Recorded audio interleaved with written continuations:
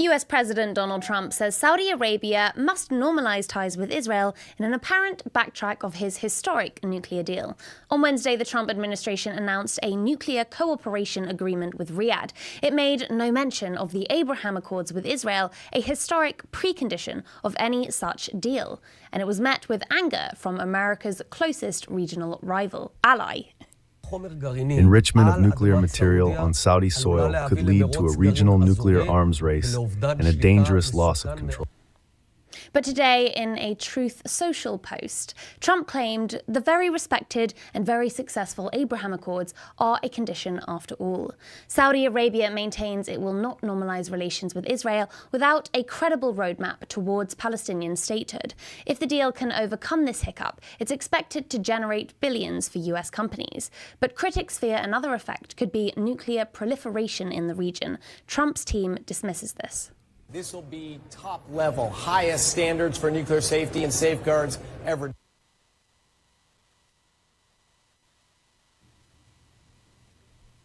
Not all Americans are convinced. It is a terrible deal, but Trump is floundering in the Middle East. The Strait of Hormuz is closed. We're losing service members. Gas prices are up. The Saudis were upset at us because of this ill-planned war. We have no idea who is going to be running Saudi Arabia 10 years from now.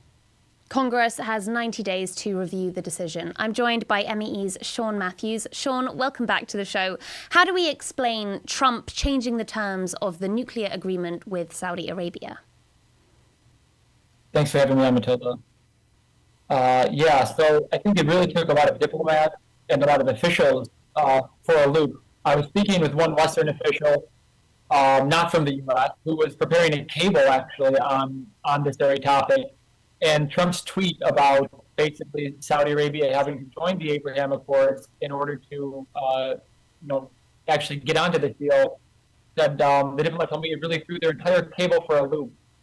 Because the whole story yesterday was that it seemed like Trump was throwing a bone to Saudi Arabia, potentially trying to appease them, trying to mend fences of frustration within Riyadh over the war in Iran, and that signing this nuclear deal was a big win for MBS. Obviously, to kind of get nuclear enrichment, especially, would be a massive victory for the Saudis and unprecedented in the Middle East. So, that one tweet, that one line from Donald Trump really just kind of twisted the whole story on its head, because now it seems like Trump has almost thrown the Saudis under the bus and is demanding that they, normalize with Israel. Obviously, the Saudis have demanded a Palestinian state in order to do that, or steps towards a Palestinian state. So it really is a total 180 by Trump. And I think a lot of officials are really confused by this. I know the tone from Saudi commentators and analysts, they're also trying to kind of keep up with this development. So it definitely threw a lot of people for a loop. And I suppose that if this was originally framed as a good win for MBS, and then that suddenly changes the situation, well, what may have been designed to regain grace with Saudi Arabia on Trump's part amid this war that, he started without their consent, that could presumably backfire quite badly. Yeah, very much so. The Saudis were opposed to the war in Iran to begin with.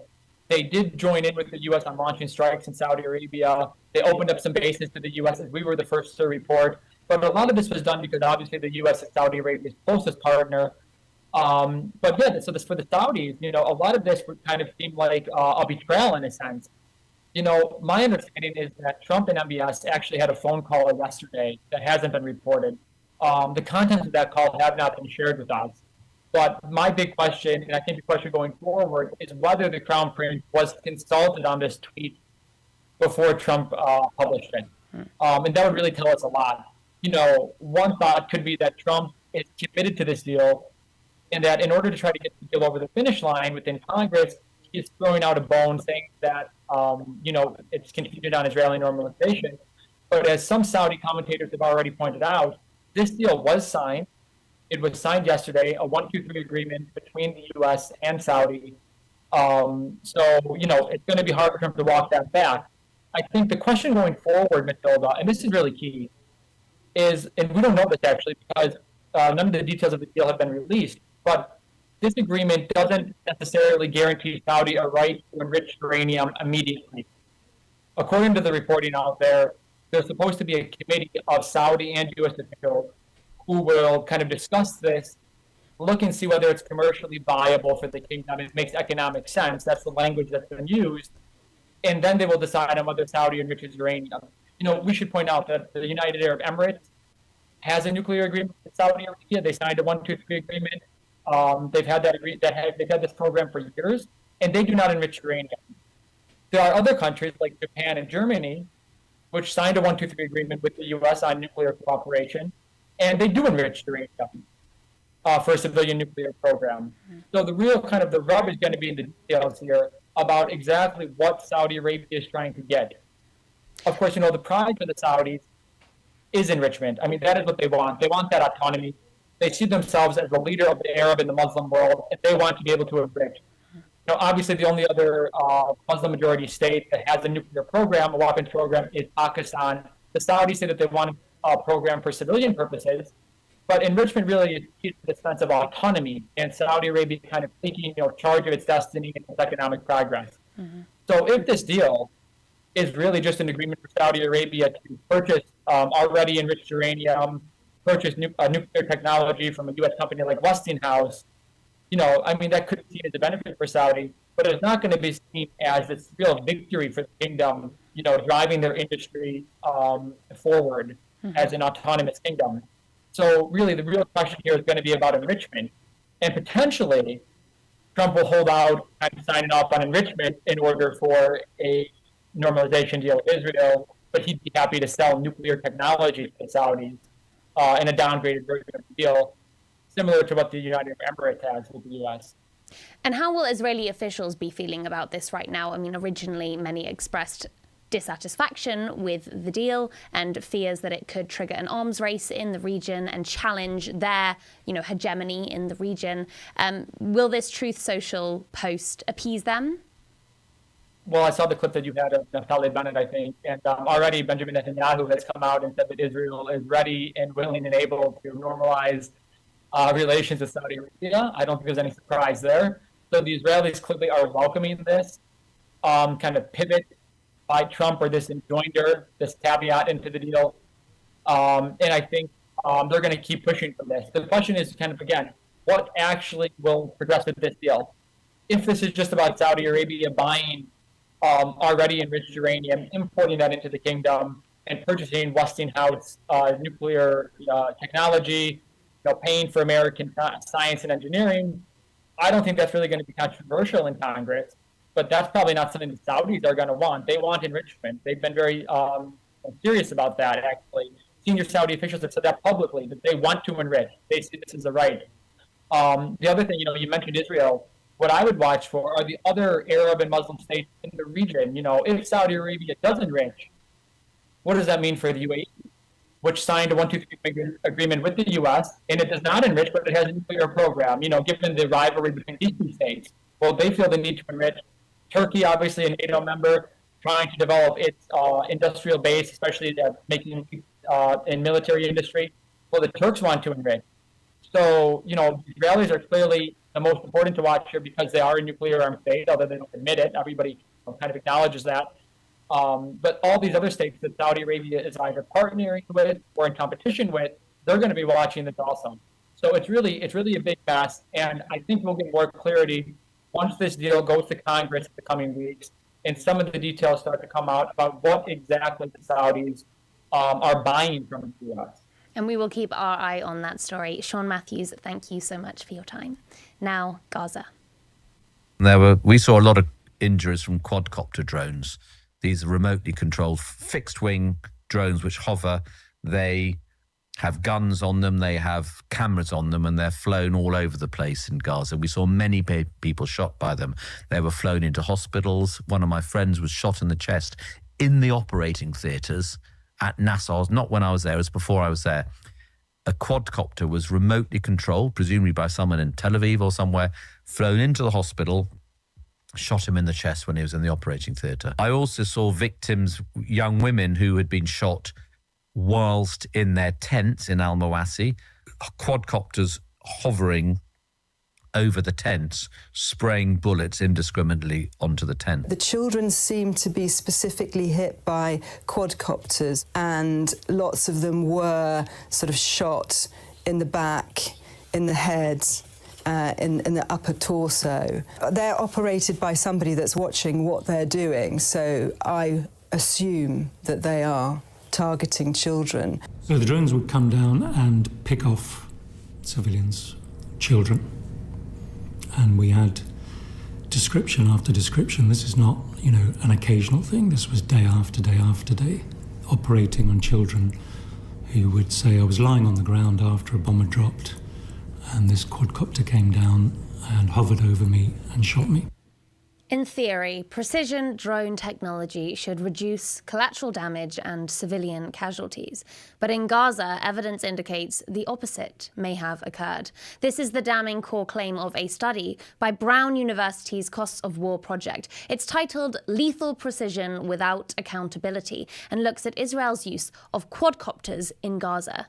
The Israeli army flatly rejects deliberately targeting civilians or children, but a team of researchers, including an American ER doctor who worked in Gaza, a former Pentagon targeting chief, and a 32-year State Department director, say the Israeli military has been using a new class of cheap single-soldier drones to shoot people at close range, including, fatally, children.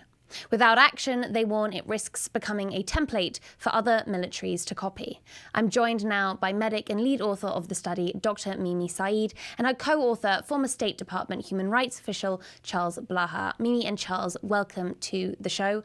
Mimi, just to start, take us back to Gaza in August 2024. What were you seeing coming through the doors of Nasser and Al-Aqsa that made you start documenting these cases specifically? Hi, thanks for having me. Yes, in August of 2024, it was my first medical mission.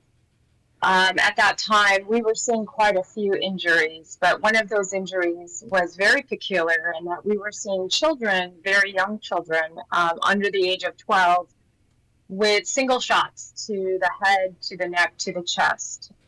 And usually these kids would arrive dead to the hospital, at Nasser Hospital, where I was stationed. It was part of our practice to do an ultrasound to make sure there was no other injuries on the child. And in this, we found no other injuries. There would be single shots and no other injuries. There were about 3 children that I was actually able to stabilize and take to the CT scan, where we discovered they had single bullets lodged either in their brain, in their neck. And we saw many more.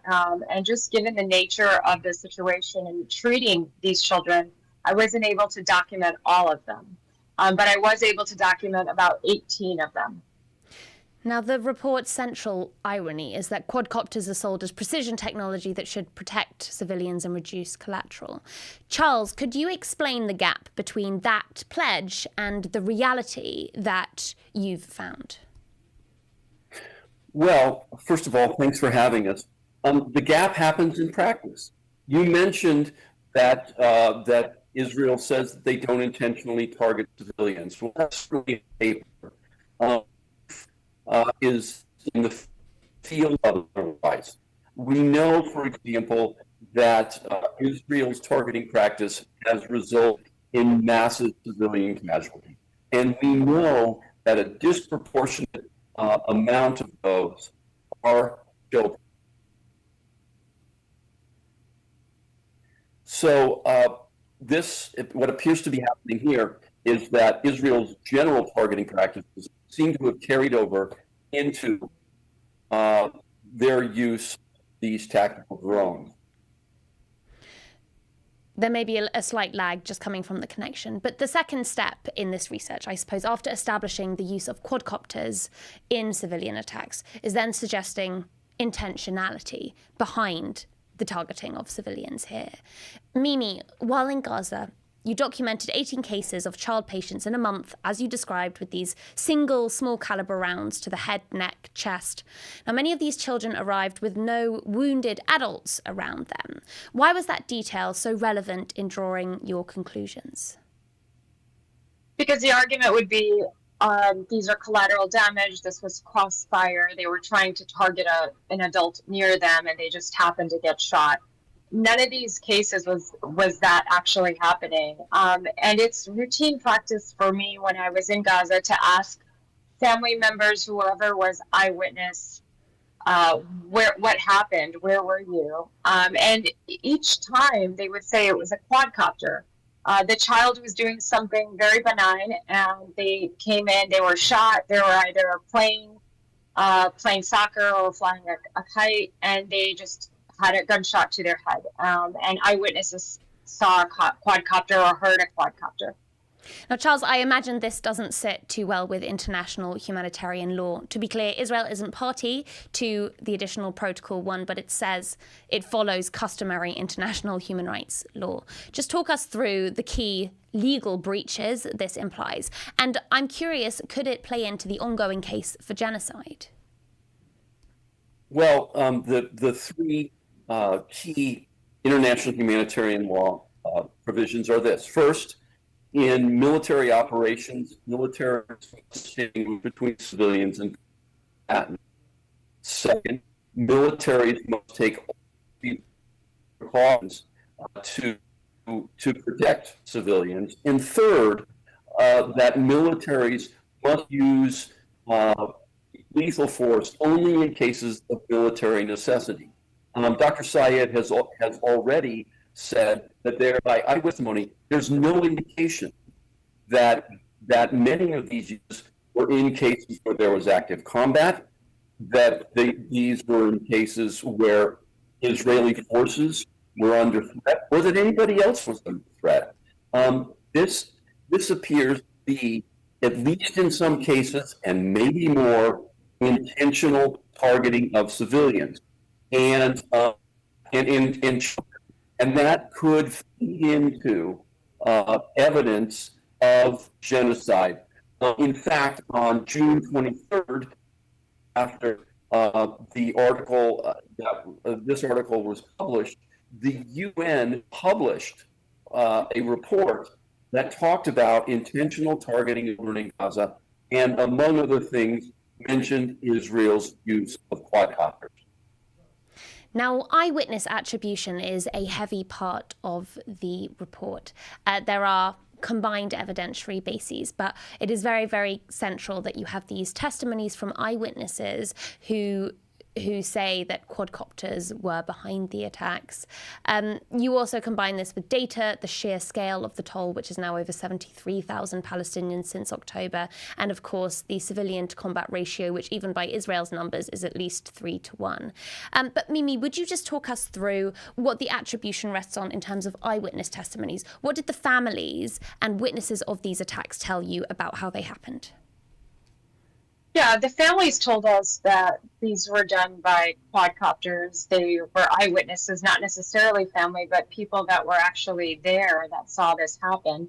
But the other thing to mention is the intentionality part of this, which is there are soldiers on social media and interviews admitting to targeting children, not just through quadcopters, but actual snipers, and saying that they can be away from this area like a video game, and they can choose their target. And this is described in detail in the UN report that Charles was just talking about, that this technology does exist and it is being used heavily in Gaza, and to this day is what's important to mention. Mm-hmm.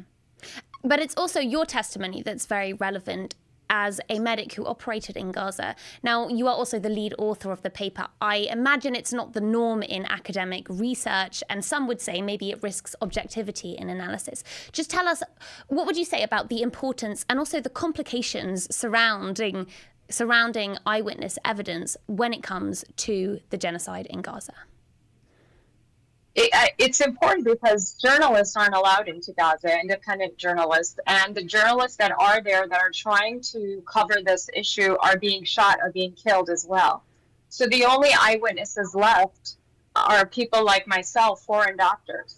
Now, if it was just me saying that we saw children with gunshot wounds in their head that were coming in shot with quadcopters, I could understand where we would say, oh, this is maybe not objective findings, but we have dozens and dozens of doctors saying the exact same thing. We don't know each other. We've never talked to each other. We've gone in different times at different hospitals. And we all saw the same thing. We all witnessed the same thing. So it behooves us to investigate this and to talk about intentionality, because it can't be anything else. Now, of course, Israeli bullets don't just come from Israel. They're made by corporations. Elbit Systems is one name that comes up in the investigation. They are also provided by foreign governments, namely the US. Charles, you worked in the State Department office responsible for Leahy law vetting, i.e. deciding whether foreign military units implicated in human rights violations can receive US assistance. In other words, there's a law designed to filter this out. In your professional view, should Israel's military still be getting through this filter? Well, what happened was, in effect, the State Department has stopped enforcing the Leahy law with regard to Israel. It has never enforced the Leahy law with regard to Israel. It's enforced it with regard to every other country to which we give assistance, and it actually works fairly well. Israel is an exception. And with regard to military technology, there is now a provision in the current Defense Department funding bill that would require further U.S.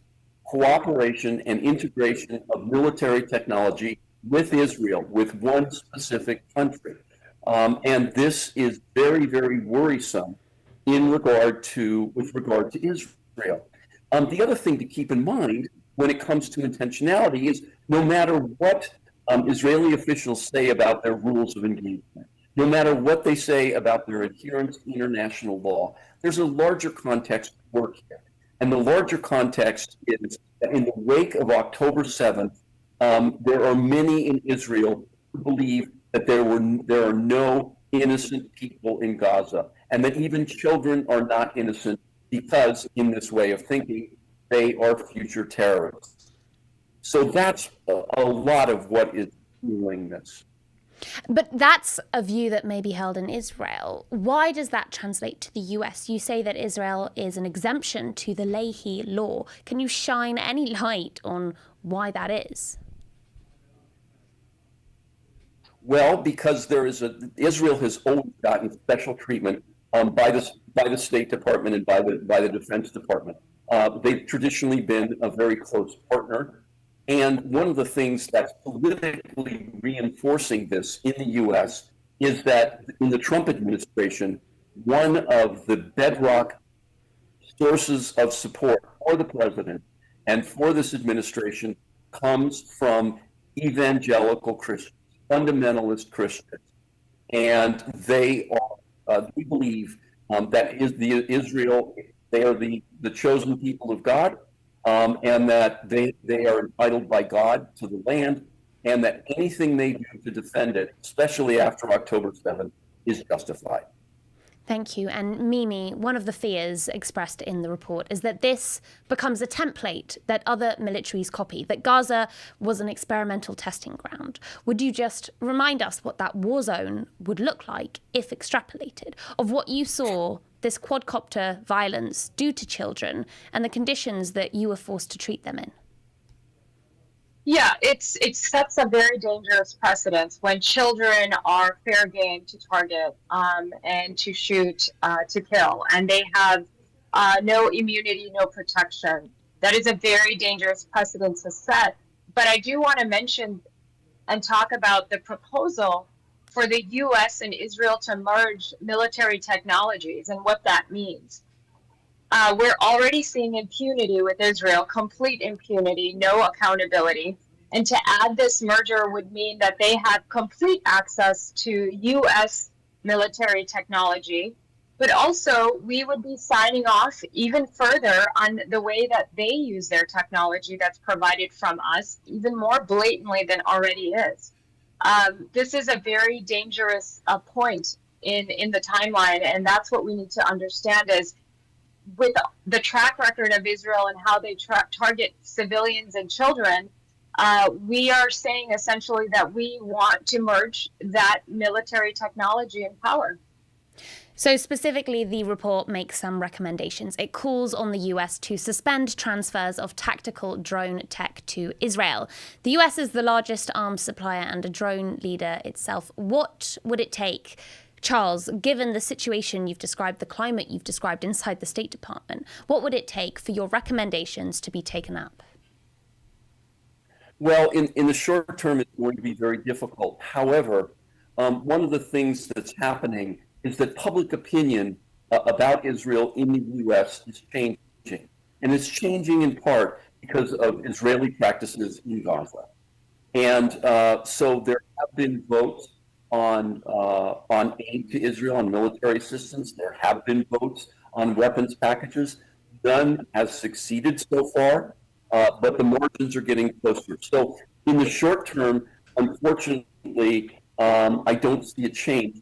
However, I think in the long term, there will be growing congressional opposition and effective congressional opposition to arms transfers to Israel, especially after the November elections. It appears that Democrats, who are the bulk of the opposition to these things, will gain some power in Congress. Thank you. And Dr. MEE Saeed, as the lead author on this paper, do you have closing thoughts before we move on to the next segment?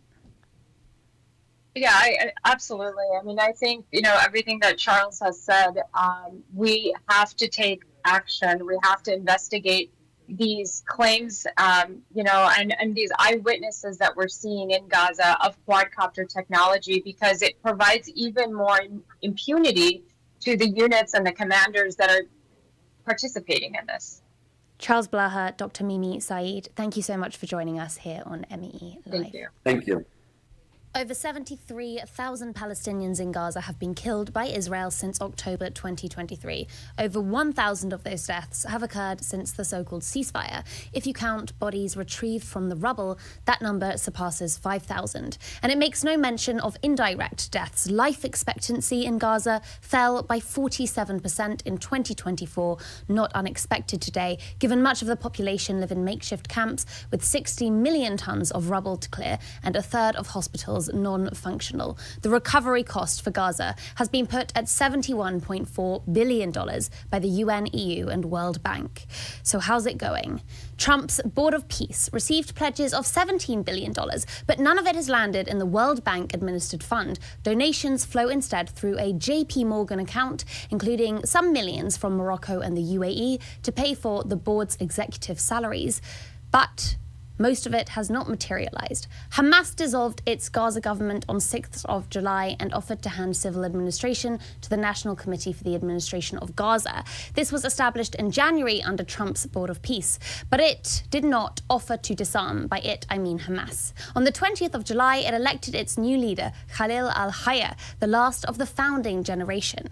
Now, in theory, this phase of the ceasefire should mean Hamas decommissioning, Israeli troops withdrawing, an international stabilization force moving in. But Israeli troops have only expanded their occupation, the ISF is yet to enter, and the Board of Peace appears to have abandoned reconstruction.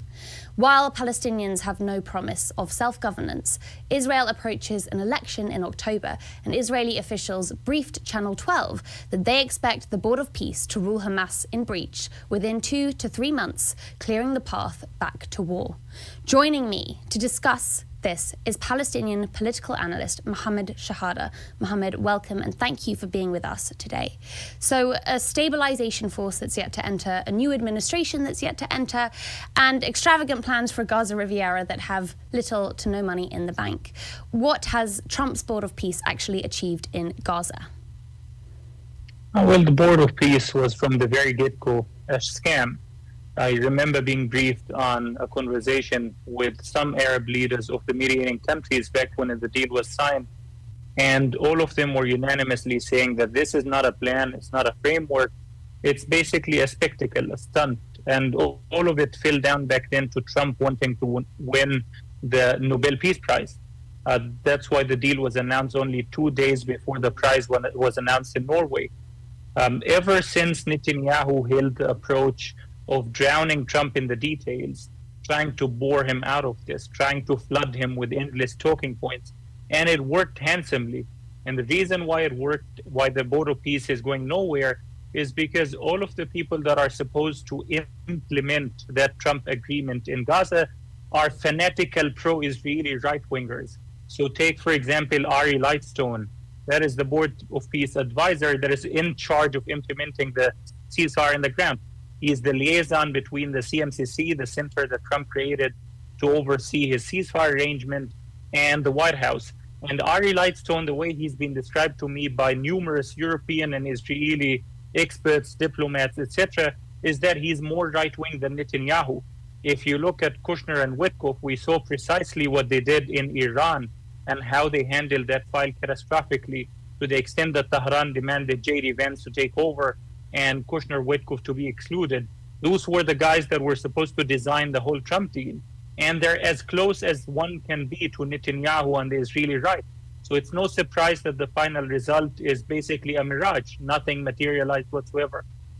Now, if we look inside Gaza, Hamas dissolved its Gaza government on the 6th of July, and it offered to hand civil administration to the NCAG. That's the administrative body established under Trump's Board of Peace.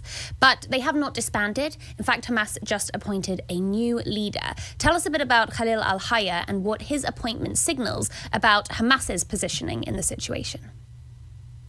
So in terms of Hamas disbanding, they did disband the government, or what was called the follow-up administrative committee that was the de facto authority in charge of Gaza. And they called on Israel to immediately allow INCAG, the National Technocratic Committee that Trump created, to take over Gaza, and has been stuck in Egypt ever since. The only problem right now is Israel is physically blocking that INCAG, the committee, from going into Gaza and taking over from Hamas. You see this Netanyahu mentality of trying to keep Hamas in power in Gaza in order to maintain that pretext that legitimizes the ongoing genocide and use Hamas as a scarecrow. I talked to people from INCAG. All of them are ready to go into Gaza immediately. I spoke to mediators, to other people, other parties that are involved. Everyone is in on allowing INCAG to go into Gaza and take over. Israel is still blocking it. The other issue about Khalil al-Hayya, he was just elected to take over the political bureau of Hamas as a successor of both Yahya Sinwar and Ismail Haniyeh before him. Hayya is seen inside Hamas as more of a center-right figure, religious conservative, but at the same time pragmatist. He sits somewhere in between someone as Khalid Mish'al on the moderate side or someone as Sinwar on the militant side of Hamas's leadership. And with Hayya, what he offers is twofold. Number one, a continuity of Ismail Haniyeh's way of handling things, that he would maintain Hamas's closeness, the tactical closeness to Iran. He would hope that Tehran would manage to include Gaza in the American-Iranian talks that are ongoing. He would hope that Hamas would manage to increase sort of the cooperation with Tehran in order to increase Tehran's ability to shield Gaza the same way that they're doing in Lebanon, or trying to create pressure on Israel to mitigate the Israeli ongoing genocide in Gaza. The second aspect is basically Hayya is seen inside Hamas. His legacy is the father of 4 martyrs, and that gives him the leeway. It gives him the necessary legitimacy and credence to agree to tough compromises that maybe Mish'al would have not been able to do without his legitimacy coming into question, especially that Hayya is from Gaza himself. And there is the last dimension is basically inside Hamas, Hayya is seen as a technocrat or an administrator. He is not seen as some sort of fiery leader that would make fiery speeches constantly and try to be a rebel rouser. So it is particularly this moment that you need someone like this that can unify the different wings of Hamas. The only thing that is up to test at the moment is how Israel would react to it. We have a long history of Israel foiling and spoiling what is called Palestinian peace offensives. When you have Palestinian forces, factions, parties, or mediators, international parties that are trying to push Hamas or other actors into a moderate lane, Israel perceives it as an existential threat. They call it a peace offensive that Palestinians become too moderate, they get too much international respectability, that Israel runs out of PR talking points. And Israel has historically sought to sabotage this by using the maximum force possible in order to tip the balance of power to the favor of the hardliners. So we've seen it recently with Israel assassinating the entire top leadership of Hamas's militant wing in Gaza, although they were told repeatedly by the mediators that someone as Izz-Din Haddad, the top commander of the Qassam brigades that Israel assassinated, would have been crucial to enforce the decommissioning and disarmament if Hamas had agreed to this. Instead, what you have is this leadership vacuum in the militant wing, and the second line leadership that is taking over is more hardline and more ideological, and it is deliberate from the Israeli side to engineer such an outcome. So you point to this situation in the first part of Israel potentially sabotaging this new administrative body of Gaza to play into that idea of Palestine being ungovernable by Palestinians. And then in the second part of assassinating Hamas leadership in a way that has encouraged hardline forces and goes against the progress towards peace. Of course, Israel will use Hamas's declination of saying it will disarm as a precedent to stay in Gaza. And we are seeing that. In fact, the Board of Peace's own terms allow or say that Hamas disarmament is a condition to Israeli troop withdrawal. I'm aware that you, Mohammed, have spoken to some sources from Hamas. What have you learned about the willingness to disarm and the willingness to cooperate with that aspect of the peace process in order to encourage Israeli troops to withdraw? Of course, relevant context here is that it is not just Hamas refusing to disarm. Israel is continuing to strike Gaza as we speak. I suppose that's protracting this situation. Just talk to us about the status of the troop withdrawal and whether Hamas disarmament, I suppose, is a feasible precondition to Israel pulling out. Well, you have the public record. You had numerous Hamas leaders that said on the record that they are willing to lay down their arms as an outcome of a peace process or a peace agreement that would give Palestinians their own statehood, self-determination, etc., on the 1967 borders. So that's less than 22% of historic Palestine's area. You have also the private discussions that have been happening behind closed doors with mediators with Egypt, Qatar, and Turkey, in which Hamas leaders showed openness towards the idea of decommissioning, modeled after Northern Ireland and the Good Friday Agreement. The difference between decommissioning and disarmament is that disarmament means surrender. The way that Israel is asking for it, they say, give up every single weapon that is left in Gaza, totally. Tunnels, rockets, sniper rifles, pepper sprays, batons, even a pocket knife.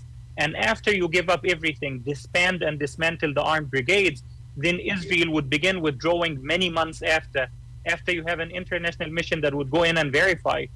The problem here is basically the weapons are the only leverage, the only guarantee that a ceasefire agreement would be fulfilled to the letter by Israel, which has violated the first phase of the ceasefire thousands of times, killed over 1,000 people in Gaza.